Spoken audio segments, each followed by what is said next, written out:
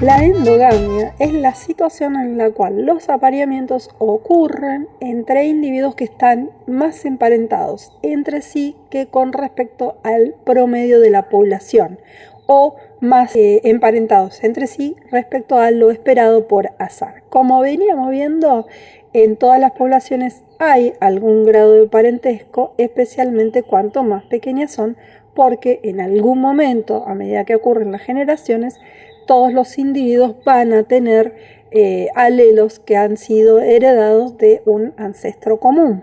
En poblaciones más grandes, los grados de parentesco esperados por azar son muchísimo menores, mientras que cuando las poblaciones son más pequeñas, los grados de parentesco son inevitables entre los individuos. Entonces, cuando los grados de parentesco de los individuos que se cruzan son más altos que lo esperado para una población de referencia, que puede ser para un caso de un pueblo pequeño, cuando estudiamos el caso de Vicuña, por ejemplo, en relación con una población de un tamaño mayor, cuando los apareamientos ocurren entre individuos muy emparentados, estamos hablando de endogamia o consanguinidad.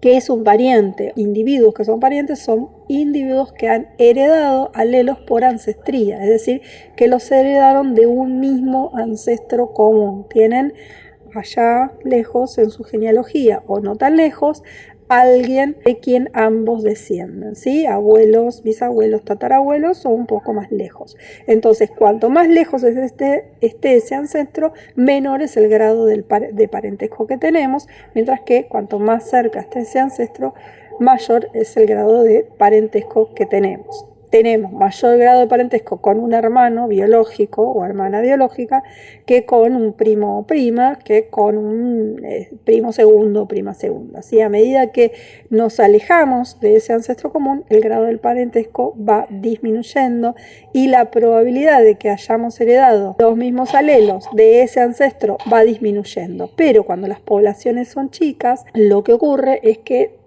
todos los individuos tienen algún grado de parentesco, heredamos alelos de unos, de otros, y aumenta la probabilidad de que ciertos alelos que eran raros en una población fuente o de referencia, los podamos encontrar en homocigosis en esas poblaciones pequeñas. Entonces, a esas situaciones las conocemos como situaciones endogámicas. En los casos en los que hay endogamia, entonces vamos a tener una probabilidad extra de que por consanguinidad, debido a esa endogamia, aumenten los niveles de homocigosis en los diferentes loci, es decir, a nivel genoma en los individuos, y que por deriva génica en la población se terminen fijando ciertos alelos en detrimento de otros. Y si estas situaciones de endogamia se sostienen de manera sistemática en estos grupos, esto conduce a situaciones de homocigosis completa en determinados loci, donde los individuos terminan siendo prácticamente clones indistinguibles.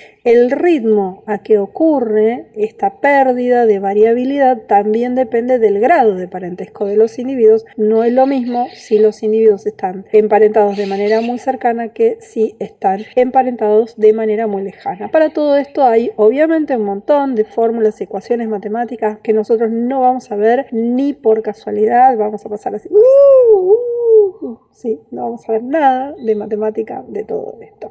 Pero sí es importante, sí vamos a ver a nivel gráfico, ustedes tienen en la cabeza cómo se esquematizan los árboles genealógicos cuando se estudian los linajes de los individuos, y saben que los árboles genealógicos se van abriendo y que se van abriendo en todo sentido, en el sentido de la descendencia y en el sentido de, si empezamos a analizar la cantidad de ancestros que tenemos a medida que nos vamos yendo cada vez más lejos en la ancestría, ese árbol se va abriendo. Cuando encontramos árboles con formas raras como estas que van a ir viendo acá, lo que estamos viendo circuitos que se cierran y líneas que se empiezan a cruzar y entrecruzar, lo que nos está indicando ese tipo de esquemas es que hay endogamia. Cuando vemos árboles de ese tipo, estamos viendo mayores o menores niveles, dependiendo, mayores, menores niveles de endogamia, pero siempre que haya un árbol donde nosotros encontramos circuitos que podemos cerrar,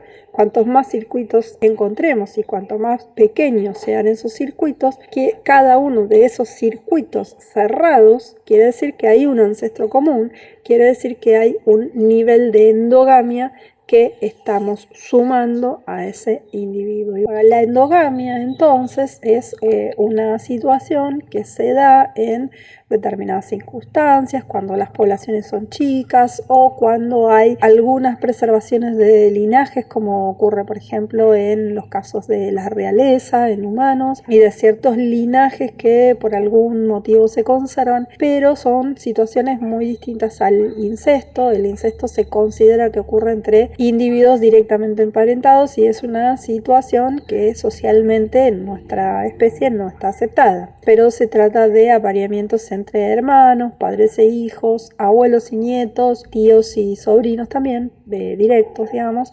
En esos casos donde el parentesco es muy directo, se considera incesto y ya no tiene que ver con cuestiones de sistemas de apareamiento dados por la estructura poblacional. La situación de endogamia lo que hace entonces es aumentar la homocigosis en los diferentes loci, pero a diferencia de lo que veíamos cuando hablábamos del caso de los gansos azules y los apareamientos discriminatorios, donde aumenta la homocigosis en los loci que tienen que ver con esa característica en particular, pero no en todos los loci a nivel genómico, en el caso de la endogamia se va a perder variabilidad a nivel general y va a tender a aumentar la homocigosis en todos los loci a nivel de genoma, porque van a ser apareamientos entre grupos muy cerrados.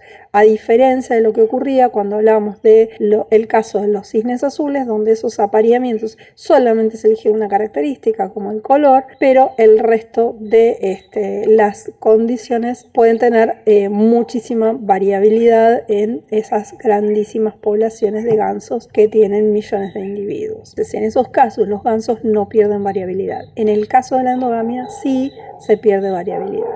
Se han hecho algunos experimentos tanto en plantas como en animales y lo que vamos a ver es cómo en esos experimentos se ha podido determinar esa pérdida de variabilidad y esos aumentos de homocigosis. En el dibujito que van a tener aquí en pantalla van a ver unos ratoncitos donde se han hecho cruzamientos consanguíneos. En este experimento lo que se hizo fue forzar a parejas de ratones que eran hermanos a aparearse entre ellos y tener descendencia, y se fue observando cómo en el tiempo aumentaban los niveles de homocigosis. Aumentaban los niveles de homocigosis en cada uno de los individuos de la descendencia, es decir, cada individuo tenía menos variabilidad interna, pero además también a nivel de la población con el tiempo, por un lado había más individuos homocigotas, pero podían ser homocigotas con alelos diferentes.